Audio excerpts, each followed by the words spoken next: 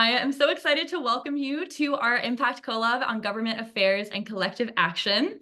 My name is Carson. I use she, her pronouns, and I'm the B Network Program Manager at B Lab US and Canada.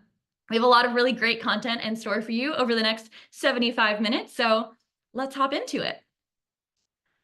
Some quick housekeeping before we begin. First of all, closed captioning is available. You can control if and how it appears on your screen by clicking the CC button on your Zoom control bar. We're also going to be recording the standards content that we're covering here, and we'll share that recording and the follow-up email after this call. We will be ending in breakout rooms, but those will not be recorded or shared, and we won't allow AI note takers in the breakout rooms so that you can speak candidly amongst your group. And then finally, please rename yourself to include your name, your company, and your pronouns if you'd like. This will be really helpful when we go into breakout rooms, since there likely won't be time for individual introductions, but everyone can know who you are. I also wanted to take a moment to acknowledge that though we're here together in this virtual space, we are all calling in from the traditional territories of many Indigenous nations. As we consider what it looks like to take collective action together as a B Corp community, we see it as imperative to remember the communities who have stewarded this land and continue to reside here, and to consider how we can learn with and from them as we embark on this work. I personally reside on Cherokee, Shawnee, and Yuchi land, and I encourage you to share in the chat whose territory you are joining from. Now, before we talk about today's call and what we're covering today, I wanted to share that today's event is part of our larger Impact Collab series that covers each impact topic one by one. Today's call is the second of the series. You might have joined us for our Climate Action Impact Collab last month, and we encourage you to join for the rest of the series as well. You can register for all of these calls on the Beehive through the link that we are going to share in the chat. And we can get into our agenda for today.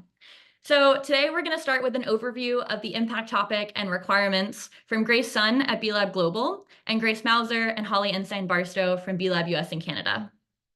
Then Elizabeth Doty from Third Side Strategies is going to share about how you can engage in responsible lobbying. Then she'll pass it over to Grace Mauser, our policy manager at B Lab US and Canada, alongside Arnie Mickelsons and Vanessa Pereira from B Local Ontario.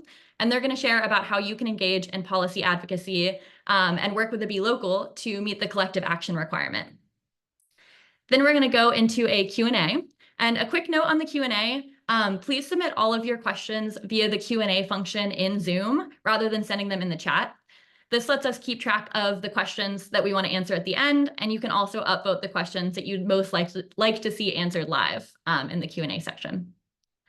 And then finally, I'll close us out with resources and calls to action, and then we'll go into breakout rooms by company size and country so that you can begin connecting with other companies and building those relationships that we know are so necessary for collective action. Now, as you may know, there's a lot of nuance to the new standards because they're tailored by company size and sector.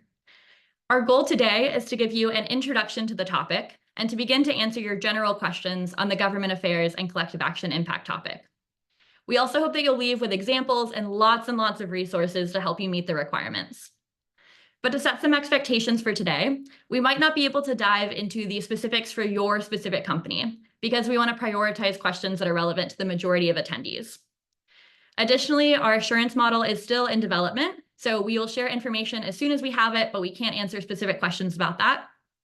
And finally, we won't spend time during the call going over the details of our recertification timelines, but we do have Zach, a great member of our research team, to answer your questions in the chat. And if you have questions that aren't answered today, I encourage you to ask in the brand new Government Affairs and Collective Action Beehive group, or you can reach out to us at community@bcorporation.net.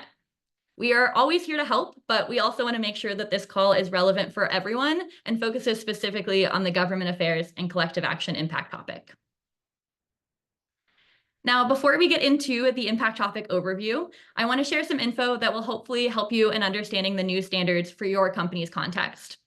The first is that under the new standards, company size is determined by the number of workers or revenue of your company, whichever is higher.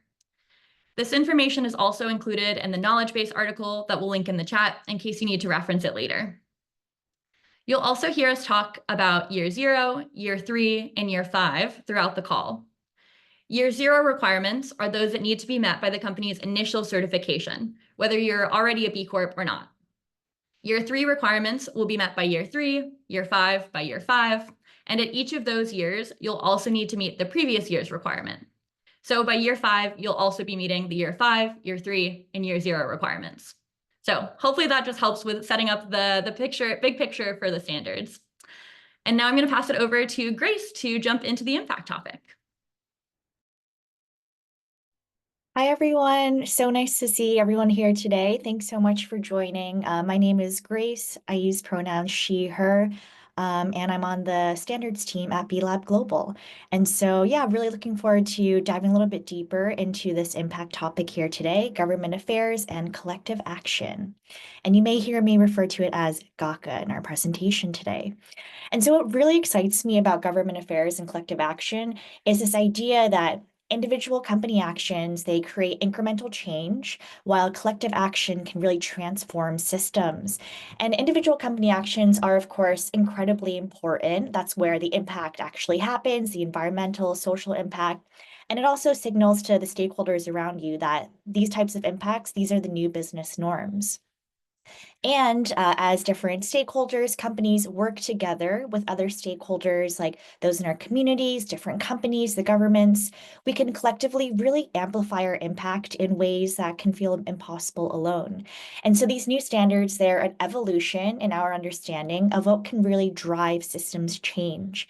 The standards leverage the combined influence of you all here and nearly 10,000 B Corps around the globe to really address the structural barriers and work towards an economy that works for the benefit of all stakeholders. And so in GACA, we're focusing on three main topics of responsible lobbying, collective action, and responsible taxes. And so the first requirement, GACA 1, is on responsible lobbying or advocacy. And our standard, we're using lobbying and advocacy interchangeably as aligned with Transparency International and other credible organizations. And so I do want to, I'll be the first to admit that sometimes lobbying can be at odds with the wider public interest. Sometimes the way that lobbying is done in business as usual, there is a bit of this negative connotation because when lobbying is done in secret, it can undermine democratic accountability and it can be vulnerable to conflicts of interest. But what we're really excited about is that when companies lobby responsibly, so when they're lobbying for positions that do serve the public interest, there is this really great potential for companies and other stakeholders to influence laws and regulations for the better.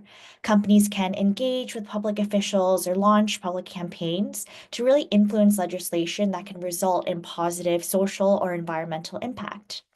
And also by being transparent about their lobbying, so by publicly sharing their lobbying policies and positions, companies can demonstrate public accountability and responsible business leadership overall. So the next requirement, GACA 2, is on collective action. So we just discussed lobbying or advocacy, which is an example of collective action. And other ways that companies can take part in collective action are through mentorship, external research, multi-stakeholder collaboration, and thought leadership. And so while all these different collective actions are distinct, what really unites them is this common outcome, right? Engaging with external stakeholders to really advance social or environmental impact. And the last requirement in GACA is responsible taxes. Companies should pay their fair share of taxes because taxes fund public services that companies depend on in order to operate. And also, as per the UN Sustainable Development Goals and their tax initiative, taxes are the most sustainable source of government income and play a really crucial role in financing those SDGs. And importantly, just wanted to call out here that at BLab, our tax requirement does conceptually align with one of the best practices in the sustainability space, the Global Reporting Initiative, or the GRI's tax standard. And so now I'll pass it on to Holly to talk a little bit more about GACA 1 on responsible lobbying. Thank you, Grace. Hello, everyone. It's great to be here today and see so many of my longtime friends and community members. My name is Holly Ensign Barstow, and I'm the Senior Director of Policy and Programs at BLab US in Canada. Under the first requirement in the Government Affairs and Collective Action Impact topic, otherwise known as GACA 1, companies are required to take a responsible and transparent approach to lobbying. GACA 1 is broken down into 3 different sub-requirements. The first, GACA 1.1, applies to all companies of all sizes and tracks at year 0, which is the first year you certify in the new standards. It stipulates that companies have a public policy on responsible lobbying. A responsible lobbying policy is a document that publicly lays out the company's approach to lobbying, as well as the governance and oversight of those policies. The responsible lobbying framework, lobbying policy should be aligned with the responsible lobbying framework, which is linked to in the standard and will also drop in the chat. One important note, if the company is not engaged in lobbying, it can meet this sub-requirement by declaring this publicly. GACA 1.2 and 1.3 require companies to publicly share their lobbying positions and political contributions each fiscal year. 1.2 applies to large, extra large, and extra large companies and kicks in at year 0, which again is the first year you certify on the new standards. While 1.3 applies to medium, small, micro, and companies without workers and doesn't kick in until year 3 for those size of companies. GACA 1.2 and 1.3 require companies to publicly disclose their lobbying positions and political contributions by publishing a report on the company's website each year that is overseen by the highest governing body. The report includes the value and recipients of financial and in-kind political contributions and a summary of the company's key lobbying positions. And with that, I'll pass it to Grace Mauser, who is going to discuss GACA 2 and GACA 3. Over to you, Grace. Hello, good to be with you. My name is Grace Mauser, she, her. I am the Senior Policy Manager with BLab US and Canada. Excited to have strong Grace representation on this call. So I'm going to talk about GACA 2. Which, as the slide says, requires companies to work collaboratively to advance collective or social environmental impacts. But this could mean a lot of things. So luckily, the standards outline 5 things that specifically it means. Those are outlined here. So one is mentorship. The second is advancing external research. The third is collaborating with multiple stakeholders to advance positive impacts. The fourth is promoting public policy, engaging in advocacy, in other words. And the fifth is using thought leadership to drive systemic change. So let's dig in a little more to these 5. So first is mentorship, and we can go to the next slide here. Thank you. Okay, so the mentorship to qualify here needs to have a clear objective aligned with advancing the mentee's positive impact and also a clear positive outcome that the mentee confirms. There can't be any financial compensation, and the mentoring must happen for a stakeholder outside of the company. So those are some basic guidelines, and you can see more resources for that here as well. The second, like I said, is external research. This means that the company is contributing to research outside of the company. So it's not work that's being done within the company's research and development arm, for example. And of course, it needs to aim to create a positive impact on society and/or the environment. Some examples of what this could look like include financially contributing to research that's happening, doing in-kind contributions with company resources or staff time, for example, and also data sharing, so sharing your company's data with outside researchers. The third option is multi-stakeholder collaboration. So this one might sound a little vague, so we'll go into what some examples could look like. But broadly, it means working with stakeholders, again, from outside of the company, and demonstrating a clear contribution to a project that has a purpose and aims to deliver specific and measurable impacts to create a positive impact on society and the environment. So some examples could include developing sector or profession-specific guides that talk about how to create sustainable innovation, investing jointly in community projects, standardizing materials or technology for your industry or profession, or working with impacted organizations, local groups on restoring local landscapes. One thing that's important when you engage here is to make sure that you're following and aware of your localities, your states, your provinces, and your country, of course, antitrust laws. So keep an eye on that when engaging in this. The fourth option, one particularly close to my heart, because this is mostly what I work on, is public policy advocacy. So this means that the company engages in and promotes advocacy that aims to create a positive impact. So we'll actually zoom more in on this option in just a bit, but some examples of how you could fulfill the requirement using this option include publicly endorsing a public policy campaign, publicly raising awareness of a petition using a company's communication channels or other types of stakeholder engagement, a member of your executive team taking a visible and public stand on an issue to influence public policy, or engaging in government advice or working with the government directly. For example, by testifying, making a recommendation to a working group, or providing expertise. Then the final option here is thought leadership. So this one could also mean quite a few things, but there are some examples for how we can measure it concretely for this requirement. So some examples include speaking at public forums, like giving a guest lecture or at an educational institute, creating public-facing blog posts or articles, publishing research papers on a social and environmental topic, or enabling open source access to technical knowledge that other companies and organizations can use. To demonstrate that you've actually, had a positive impact through this work, you want to show that there's been real engagement with the public-facing work you've done. So show that there's a positive reception to a speech, a download amount for the reports or papers that you've created, traffic engagement for things like blog posts and web articles. So things like that can show not only that you've done it, but that it's had an impact. All right, let's go to the next slide here.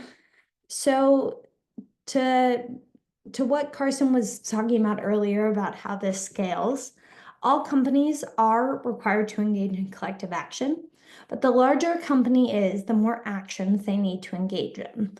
Larger companies also need to be able to demonstrate clear contributions to this work and be able to point more directly to the positive outcomes that are created. So this table stay on the table, thanks. So this table starts to show how some of the scaling requirements work. So the base collective action requirements are all outlined in GACA 2.1. So you can see the requirements that I talked through there, while the more intensive ones that are required of medium-sized companies and up are outlined in GACA 2.3, letters A through E. Okay, so now we can go to the next slide.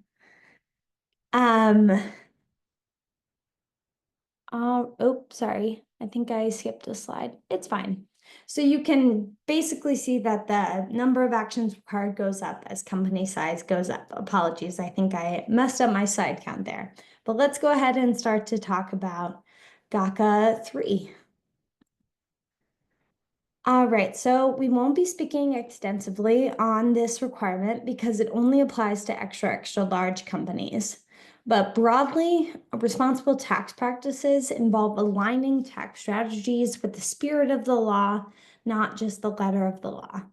So companies committed to responsible tax practices pay taxes in the jurisdiction where they actually generate economic value, where they operate.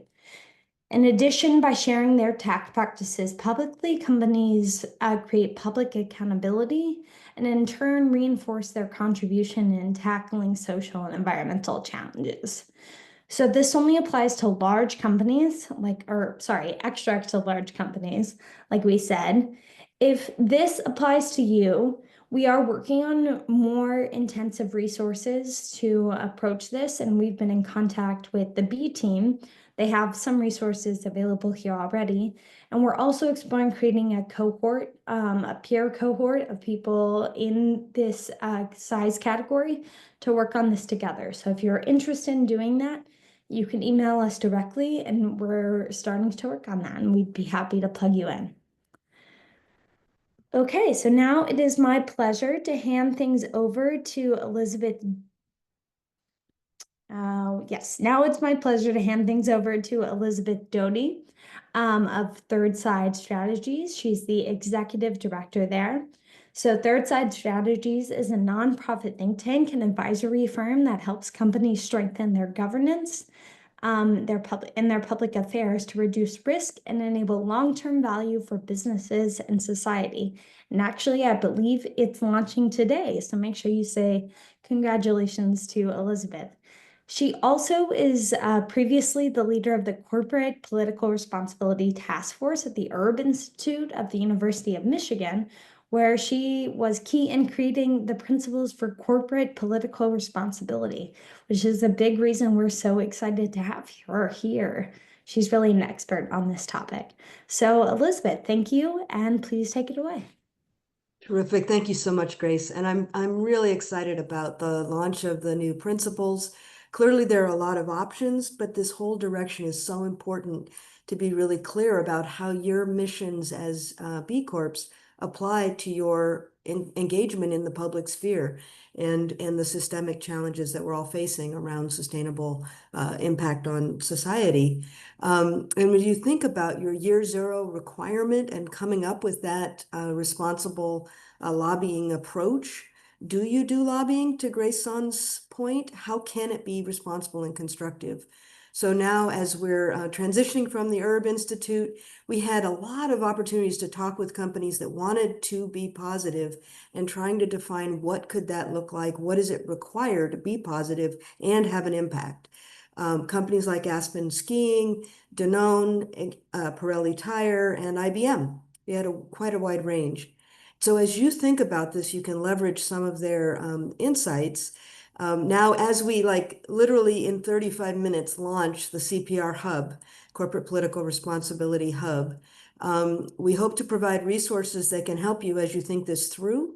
And I think that there will be 3 challenges that will be really important to think about and include, and these correspond to the GACA 1 standard.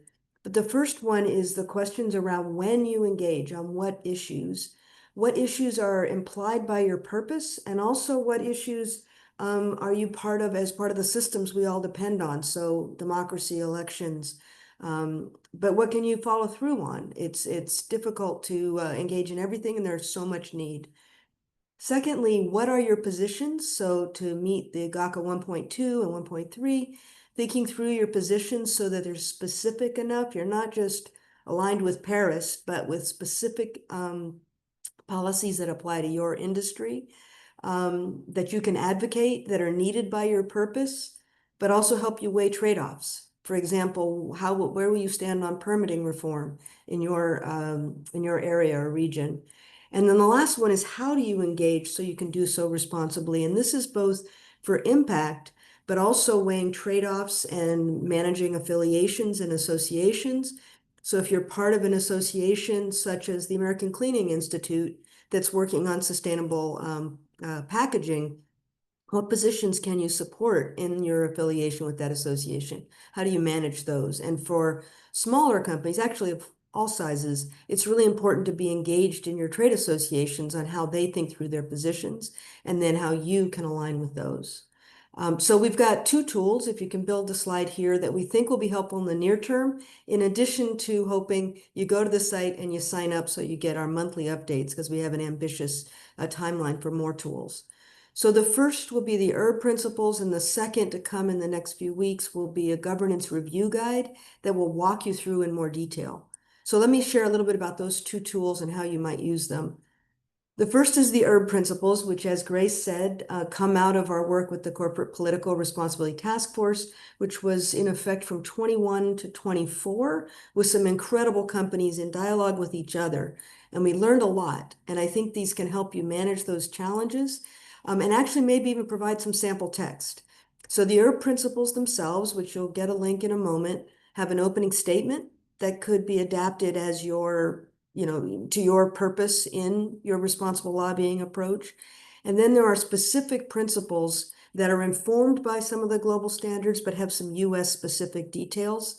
For example, responsibility is one way of thinking about the public interest and the dimensions of public interest you might want to think about. And there's transparency and accountability of how do you align? What does that mean? Who do you consult with? And what priority do you put on misalignments? And if you want some examples, you can see Danone's responsible advocacy policy and also Aspen Skiing and their Badass report. Second tool is coming soon, but I hope you'll come to the site and sign up so we can send you a preview copy. This will be much more detailed around the elements of deciding when to engage, developing your positions, etc. How do you engage? And we'll have best practices, those little purple cards that you can walk through and think about key elements and where you stand on them and what's right for you. For example, working with your trade associations, or you may not want to do any political spending, but what about a positive ballot initiative? Would that count for you, or is that just so destructive that you don't want to be part of it? All right, so these are things to come, and I hope that you will engage with us. Go to the cprhub.org, sign up, email me or my colleague Lauren Kaplan. You'll see some links in the chat right now to the specific tools, and then we'll be sending out a newsletter in the next hour or two, and then monthly with these tools as we go. And we'd love to hear your feedback, and we hope to include case examples, so maybe you could be those case examples. Thank you very much. Back over to you, Grace, to get into exciting work on the ground with GACA 2. Thanks, Elizabeth. Okay, so I'm back. And like I said, we're going to talk a little bit more about collective action and practice, and specifically about advocacy. As some of you know, that's what I spend most of my time on at B-Lab US and Canada. So we can go ahead and go to the next slide here. So this will be ways that this is a way that you can fill your GACA 2 requirement that we were just talking about. And on the next slide, we'll see a little bit about why B-Lab US and Canada engages in this work. So we believe that a different kind of economy is absolutely necessary and that B Corps can lead the way. Our vision is to be part of creating an inclusive, equitable, and regenerative economic system. We know that the B Corp movement is growing, but we also know that to really change the system, we can't solely rely on businesses opting in to act sustainably. We need policy and systems change. And we also know that B Corps are credible leaders on this type of advocacy because they prove to policymakers that businesses can operate sustainably with all stakeholders in mind and be profitable. And we know through experience that these voices have a big impact on policymakers. In many cases, the business voice throughout the US and Canada comes primarily through large companies or trade associations and business groups. And these actors are often not aligned with the standards in the B impact assessment or the values important to the B Corp community as a whole. B Corps have the opportunity, and I would say the responsibility, to offer a different perspective here. A business voice that supports policy change to create a more inclusive and regenerative economy. And we know from experience that policymakers really listen. I've been in meetings where policymakers say things like, wow, I didn't know that businesses would come and advocate for things like this, and it's very impactful and memorable for them. So B-Lab US and Canada dedicates many resources, including my time, to supporting and organizing B Corps to engage in public policy advocacy. We've done trainings, sometimes general, and often more specific, geared at particular campaigns to get B Corps ready to work at the federal, state, and provincial level on issues that matter most to them. But often the best way is to learn is by doing. So we also have worked with several B locals and also various partners to build local capacity and general B Corp capacity for advocacy work on particular projects. And I'll talk a little bit more about that on the next slide. So how to get started? I mean, overall, like I was saying, our goal is to be part of enacting policies that move us closer to a holistically sustainable economy. In the short and medium term, though, we aim to build relationships with policymakers and provide a business voice supporting aligned legislation and regulations. In the long term, we want to build our reputation and credibility in order to have a seat at the table where relevant policy is decided. So that's B Lab's goal. As a B Corp, your company's mission and values should drive which type of advocacy topics you take on. Reflecting on your company's mission and values can help you get to the why, basically why your company should engage in advocacy. So some questions you might want to consider, maybe things to think about in your breakout room. What issues are important to the local community you operate in? Does your company or brand have the expertise to offer issue-based work? What issues are important to your staff and customers and maybe are relevant to the product you make? Do you have an advocacy partner that your staff or your company has a relationship with that you've worked with before? These are all questions that can help point in the direction of what type of advocacy makes sense for us to take on. One thing to keep in mind is that your company does not need to become an expert on an issue to engage in advocacy. B Lab works with a lot of partners, and so should you. So some examples of actions that you could take include joining meetings with policymakers. B Lab has hosted a lot of virtual meetings with congressional offices and many meetings with state legislators. I would encourage you when you see those invitations to join in. It's a great way to partner with B Lab and, a relatively low lift way to engage in advocacy and dip your toes in. You can also build relationships with local organizations and engage in their work. For example, B Corps in Maine worked with a group called the Wabanaki Alliance to organize and host an event that rallied support from businesses in that community for tribal sovereignty legislation. You can join a B Lab advocacy campaign.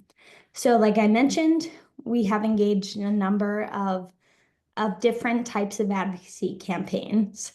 And we want to, those are geared at certain policy actions. So they're not like broad, but we're trying to move the needle on something specific. To do this, we often work in coalitions and with partners.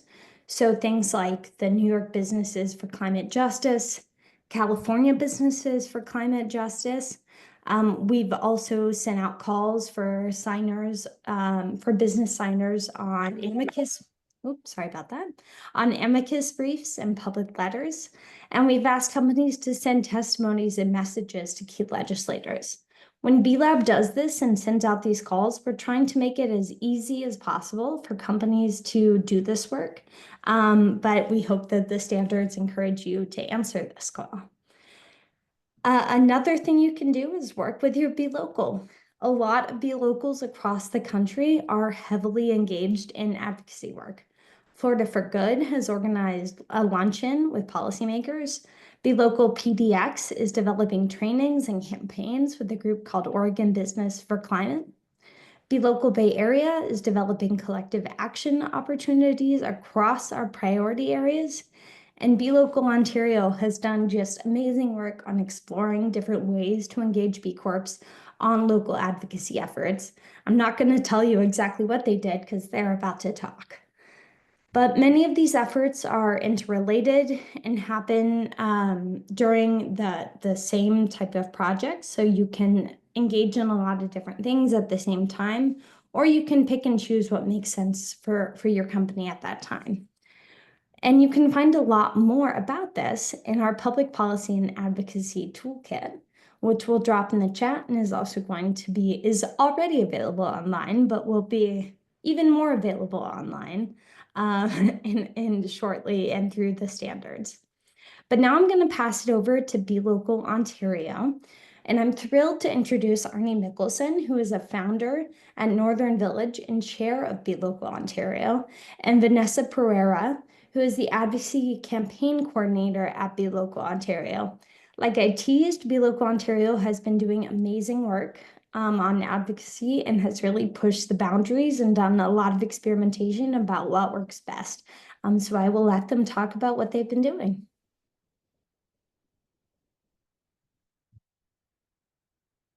Hi there. My name is Arnie Mickelson. I'm the chair of Be Local Ontario, and we're actually advocacy was part of a reinvigoration of Be Local Ontario.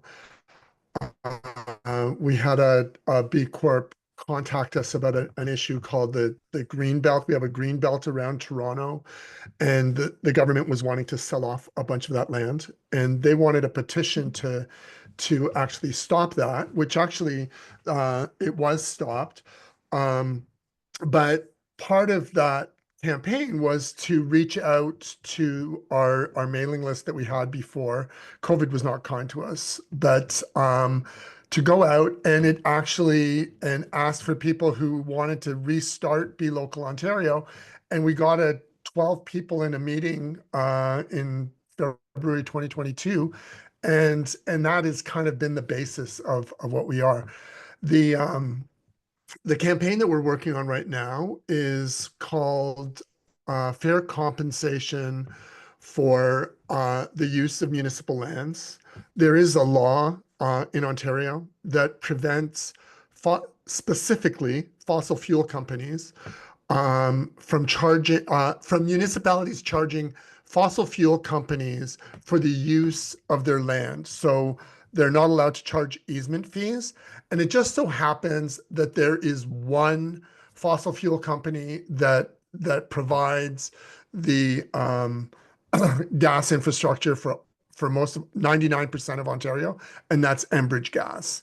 So what we have a campaign is to ask to put up a petition that's on our website, belocalontario.com, under our initiatives. And we're asking companies, the heads of companies, to sign the petition to say that they feel that to ask Enbridge to forego the law that forbids them from paying easements, and to provide the money for municipalities who desperately need that taxation. The municipalities get a lot of services downloaded, from housing to dealing with homelessness, and they're also the place where you can really make an impact in terms of green building. So provide municipalities with the money so that they can do these good things. So, and that's essentially also part of being a B Corp, is that you're in business as a force for good. And so this is what we're asking. So right now we have a petition up, and we are going to we're waiting until we have a minimum of 50 people signed onto it, in which case, at which point we will work with an environmental group called Public Defense to get that message out through the press. But then at that, we're asking people to not publicly put this out quite yet. But once we do go public, to promote it on your social media, to put it into your newsletters, and And also, if it was possible, if companies have relationships with local press, is that we would develop press releases that can be customized for local press. So yeah, this is where we are now. We hired Vanessa Pereira in part through a grant from B Lab to help us with this campaign.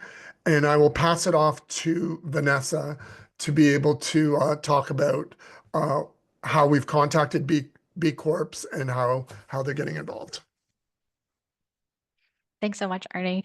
And so over the past few weeks, we've been able to send, over 600 emails, make over 200 calls, and connect with more than 50 Ontario B Corps, not only to share awareness on this specific petition, but also to get a better understanding of the advocacy work that their organization is currently engaged in, and also how Be Local Ontario can generally support advocacy within the community and ultimately help inform future work that we can take on. And so kind of what's next after this campaign, we're beginning to organize a series of seminars on the new employee share ownership trust in Canada, and exploring ways how we can connect with Canada's federal and provincial government to make the process a little bit easier. So if you're interested in getting in touch with us and learning a little bit more, you can check us out at belocalontario.com, or you can get in touch with Arnie and I.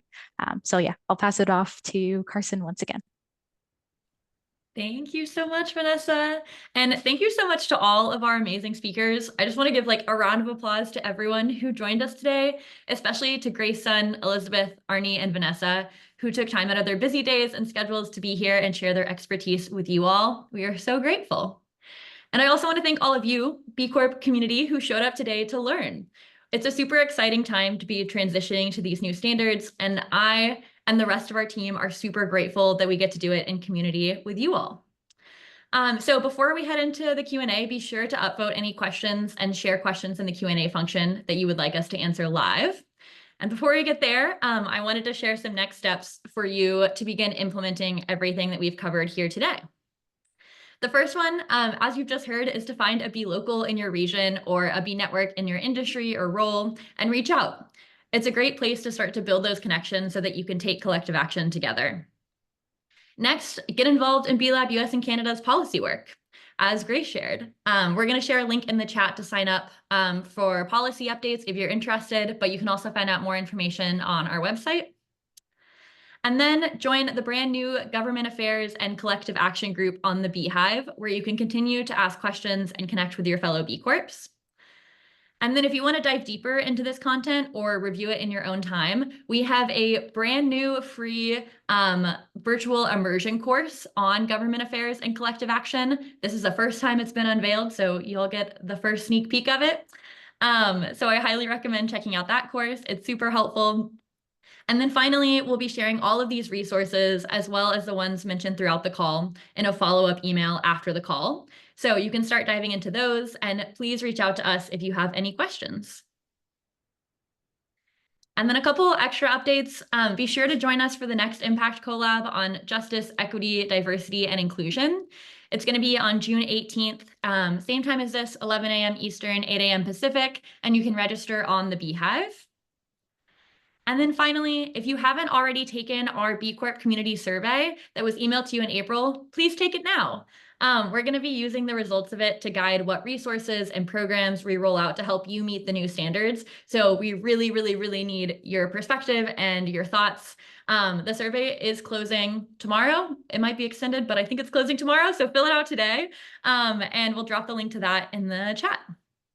And I'm going to pass it over to Stacy to lead our Q&A portion. Thank you so much, Carson. And thank you so much, all of you, for submitting your questions throughout the session. We're going to take the next 10 minutes to do a live Q&A. During this time, we'll address questions that have been pre-submitted. And then if we have time, we'll do some unanswered questions that have been submitted during the session.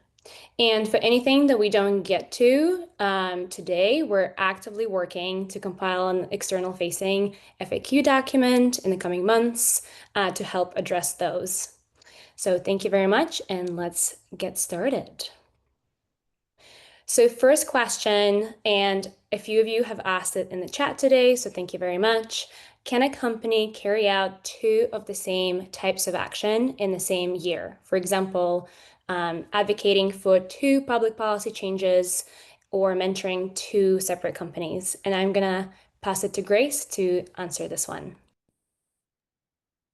Thanks, Stacy, and thank you to the question submitter.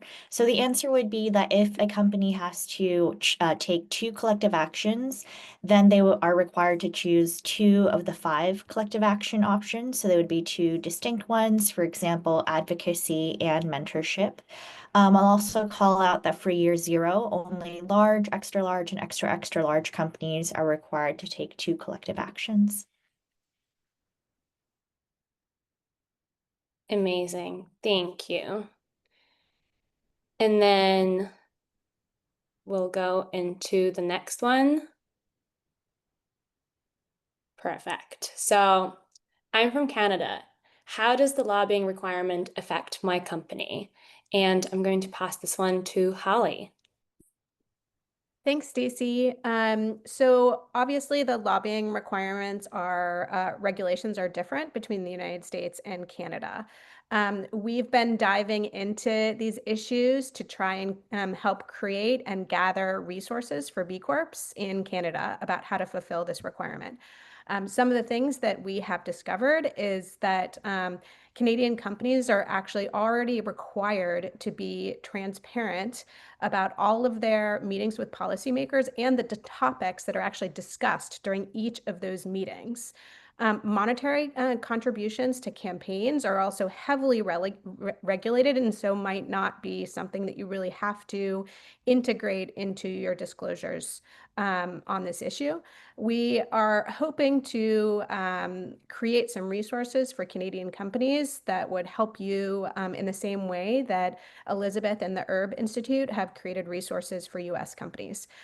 So if you are a Canadian B Corp and you have expertise on this issue, please reach out because we'd love to work with you. Thank you so much, Holly.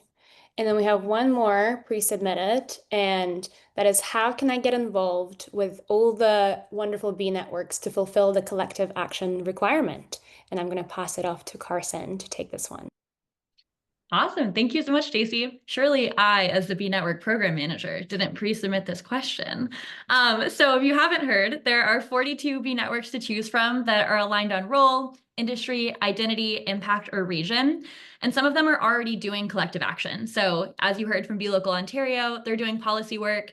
B Beauty has a lot of great working groups that sort of embody multi-stakeholder collaboration. So joining these groups is a really great way to find existing projects to join, or if they aren't already doing collective action, it can help you find like-minded folks who can collaborate with you on new projects that you might come up with or that you might come up with as a group. So you can find and connect with all of the B networks on the Beehive, and you can also reach out to us at community@bcorporation.net for an introduction, but we would love for you to get involved. Amazing. Thank you so much, Carson. And now we're just gonna uplift a few questions that have been answered during today's session, but I think will be really pertinent to a few of us. So first, there's a question from Cynthia, which is a great one. How would a B Corp advise on handling intersectionality of social and environmental issues? Sometimes those can be in conflict. And Holly, you gave a great answer here, so I'm going to pass it off to you to just vocalize that. Thanks, Stacy. I think this is a really important question and something that we think a lot about at B-Lab US in Canada. We can't be experts in every single policy issue. There are only 2 of us that work on this and try and support the entire community across the United States and Canada. And so what we do is really rely on experts and partners and organizations that might represent frontline communities or impacted stakeholders to really provide advice and their expertise on the policies that we might advocate for. So we rely on those experts to highlight issues with those policies and steer us in the right direction towards policy opportunities that are more likely to have positive impact. So I would say, Cynthia, this is why partnerships are so important. But thank you for that important question. Thank you so much, Cynthia and Holly. And then one other question that I did want to uplift was from Steffi. Are we allowed to use the words advocacy and lobbying interchangeably? For example, can we have a responsible advocacy policy? And Grace gave an answer that yes, and I just wanted to uplift this because that's really important, the language that we're using. Grace, I don't know if there was any additional thoughts that you wanted to add there. Not much, just wanted to say thank you for your question. I think it's a good one. And yeah, within our standard, we use lobbying and advocacy interchangeably. So you all are welcome to use it interchangeably as well. And yeah, we got this definition from Transparency International. And so we feel pretty confident that, yeah, the definition represents the best practice and is generally accepted by other stakeholders in the sustainability space. Thank you. Well, it looks like all the questions have been answered, so I'm gonna pass it off to Carson to wrap it up for us. Thanks, Stacy.